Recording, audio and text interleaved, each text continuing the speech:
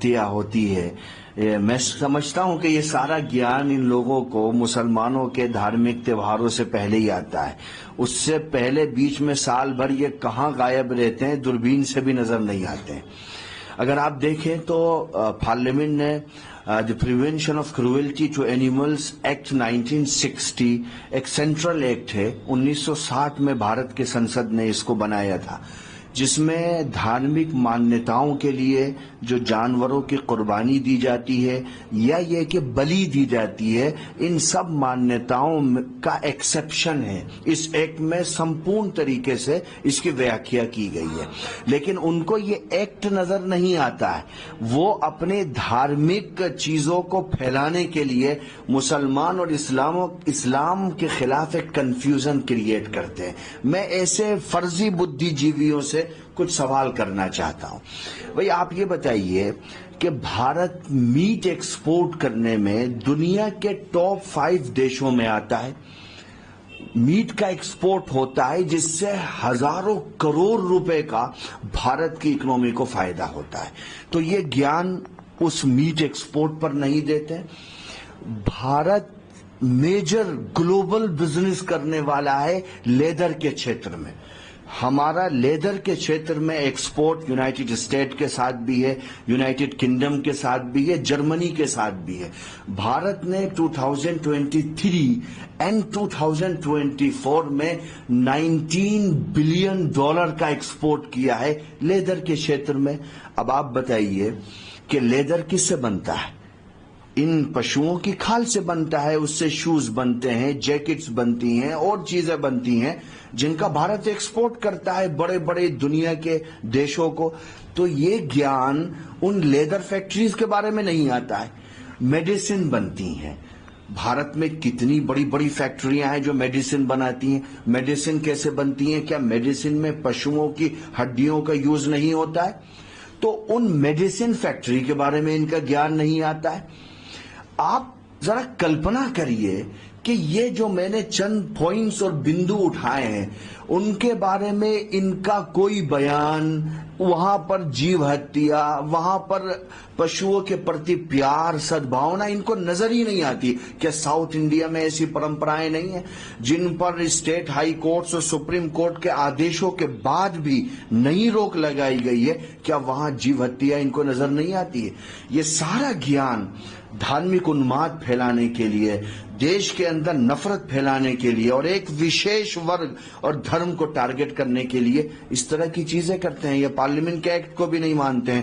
اور کمال کی بات ہے، بھارت کے کتنے راجیہ ایسے ہیں نارتھ ایسٹ کے جہاں پر گو ہتیا کو، جہاں پر کاؤ کے میٹ کو لیگلی پروٹیکشن کیا گیا ہے، پروٹیکٹ کیا گیا ہے. کیا وہاں گو ہتیا نہیں ہوتی ہے؟ تو دھارمک ایشو ہے.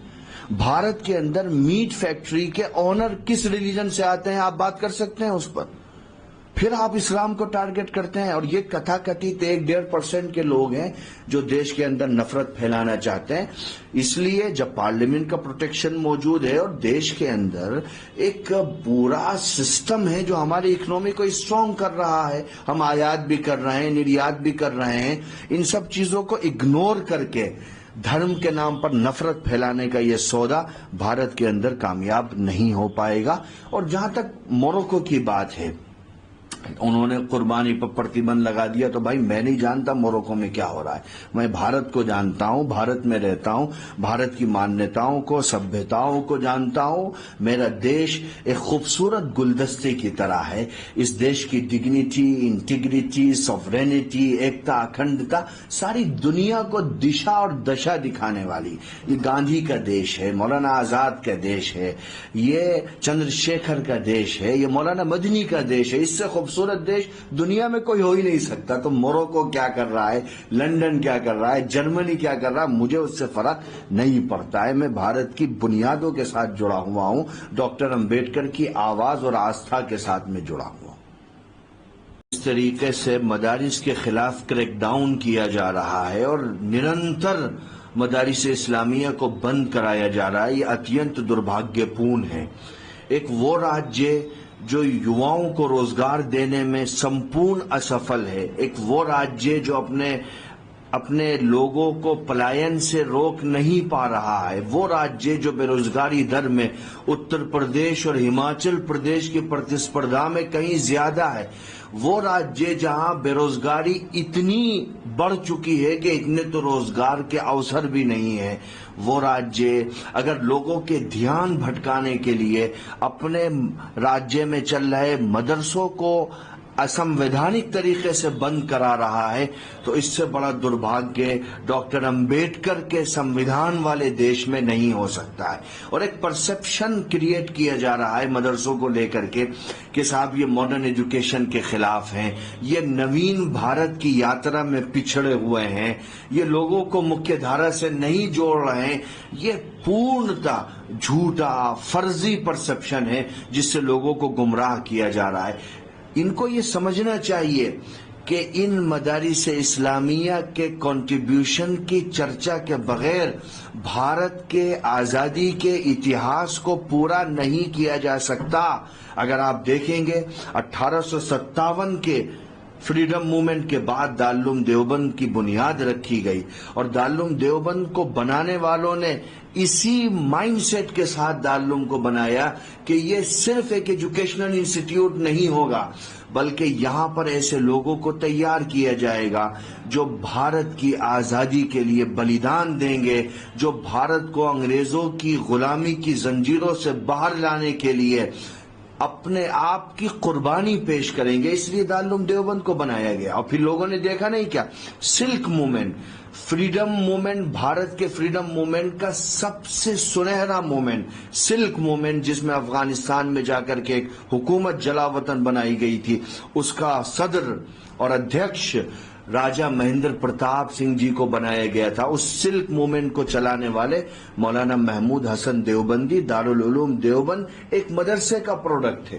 اس کے بعد جب دیش آزادی کے قریب آیا اور ٹو نیشن تھیوری کو پیش کیا گیا، دھرم کے نام پر دو دیشوں کی مانگ کی گئی، تو ٹو نیشن تھیوری کی مانگ کو ریجیکٹ کرنے والے مولانا حسین احمد مدنی اسی دارالعلوم دیوبند کے پروڈکٹ ہے۔ مولانا حفظ الرحمان سیوہاروی اسی دارالعلوم دیوبند کے اور انہی مدارس اسلامیہ کے پروڈکٹ ہے۔ مولانا عبدالحق خیر آبادی انہی مدارس اسلامیہ کے پروڈکٹ ہے۔ ہزاروں سوتنترتا سینانی بھارت کے کونے کونے میں پیدا ہوئے انہی مدارس اسلامیہ سے۔ اور جب بھارت آزاد ہوا، آزادی کے فوراً بعد جب ہمارے پاس پہننے کے لیے چپل بھی نہیں تھے، ہم ایک لمبی غلامی کی، اتیاچار کی، انیائے کی یاترا کو پار کر کے آزادی کے سورے کو اٹھتا ہوا دیکھ رہے تھے۔ اس بیچ میں بھارت کی نیو کو مضبوط کرنے کے لیے IIT بنانے والے مولانا ابوالکلام آزاد انہی مدارس اسلامیہ کا پروڈکٹ ہے۔ یونیورسٹی گرانٹ کمیشن بنانے والے انہی مدارس اسلامیہ کا پروڈکٹ ہے مولانا ابوالکلام آزاد۔ اور پھر آپ نے بعد میں بھی دیکھا ہوگا، چاہے وہ ڈاکٹر APJ عبد الکلام ہو یا اور ہزاروں ایسے لوگ ہوں جنہوں نے بھارت کی یاترا میں اس دیش کی نیو کو مضبوط کیا ہے، وہ کہیں نہ کہیں انہی مدارس اسلامیہ سے نکلنے والے لوگ تھے۔ حالانکہ سپریم کورٹ کے سارے ججمنٹ موجود ہیں، کہتے ہیں کہ RTE میں مدارس آتے ہیں، بھائی RTE میں مدرسوں کا ایکسیپشن ہے۔ 2012 میں پارلیمنٹ کا امینڈمنٹ موجود ہے، nothing content shall apply to madrasas and Vedic pathshalas. اس کو چیلنج کیا گیا Brahmavati educational and cultural trust versus Union of India میں۔ 2014 میں سپریم کورٹ کے 5 ججوں کا ججمنٹ موجود ہے کہ RTE میں مدرسوں کو باہر کرنا بھارت کے سمویدھان کے بیسک اسٹرکچر کو وائلیٹ نہیں کرتا ہے۔ 21/10/2024 میں NCPCR والے مسئلے پر سپریم کورٹ میں DY چندرچوڑ جی کی بینچ کا اسٹے موجود ہے۔ 20/12/2024 میں اتر پردیش کے وشیش سچیو کا لیٹر موجود ہے اور NCPCR والے مسئلے میں اتراکھنڈ بھی پارٹی ہے۔ اس کے بعد بھی آپ کہتے ہو کہ مدرسوں کو نہیں چلانے دیں گے۔ آپ کہتے ہو کہ آپ سے مانیتا لیں۔ کیوں آپ سے مانیتا لیں؟ کہ ہم آٹونومس باڈی نہیں ہے کہ آرٹیکل 30 ہمیں پروٹیکٹ نہیں کرتا ہے۔ آپ سے مانیتا اس لیے لیں تاکہ آپ بعد میں ہمارے ریلیجیس ایشوز میں ہستکشیپ کرو. آپ نے آسام میں کیا کیا ہے؟ آپ نے تمام مدرسوں کو اسکول نہیں بنا دیا. مدھیہ پردیش میں آپ نے کیا کیا ہے؟ جب مجھے سمویدھان اجازت دیتا ہے، کہتا ہے کہ آپ اسٹیبلش بھی کر سکتے ہو، ایڈمنسٹر بھی کر سکتے ہو، بنا بھی سکتے ہو، سنچالن بھی کر سکتے ہو، آپ کو کیا دقت ہے بھائی؟ آپ سمویدھان سے اوپر تھوڑی ہو. اگر آپ کو کانسٹیٹیوشن نہیں ماننا ہے تو آؤ آپ پبلکلی کہو کہ ہم امبیڈکر صاحب کے سمویدھان کو نہیں مانتے ہیں، تاکہ 70% آبادی بھارت کی یہ سمجھے کہ آپ سمویدھان ویرودھی ہو، آپ بھارت کی آتما پر آکرمن کر رہے ہو. یہ مدرسوں پر آکرمن بھارت پر آکرمن ہے. مدرسوں کے خلاف کوئی نیتی بنانا دیش کے خلاف نیتی بنانا ہے. ان مدرسوں کے کردار کو ہٹا کر کے بھارت میں آزادی کے اتہاس کو مکمل نہیں کیا جا سکتا. جی دیکھیے، دیش میں آج کل ایک چرچا چل رہی ہے، بلکہ چلائی جا رہی ہے، سنیوگ نہیں ہے بلکہ پریوگ ہے کہ صاحب پرتیکاتمک قربانی ہونی چاہیے. پشوؤں کی